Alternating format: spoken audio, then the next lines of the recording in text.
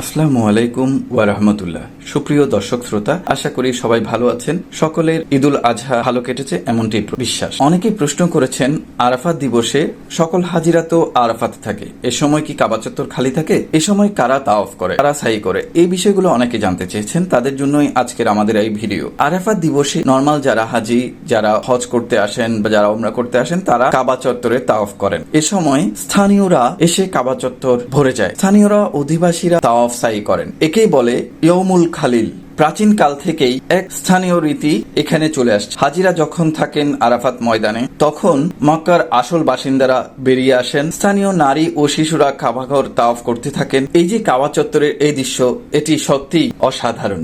এই দিনটাকে তাই স্থানীয়দের দিনও বলা। সেদিন এসব পরিবারের পুরুষরাই অনেকেই হাজিদের সেবা করতে আরাফায় চলে যান। নারীরা দিনের শুরুতেই বাচ্চাদের নিয়ে চলে আসেন মক্কার মসজিদুল হারামে, ঘুমানো কাবা প্রাঙ্গণে। রোজা ভাঙেনও এখানেই। এশার নামাজ শেষ হওয়া পর্যন্ত তারা থাকেন কাবার সামনে। সবাই ভালো থাকবেন, সুস্থ থাকবেন, সুন্দর থাকবেন। আল্লাহ আমাদের সবাইকে কাবা চত্বর তাওয়াফ করা, হজ উমরা করার, সাই করার তৌফিক দিন।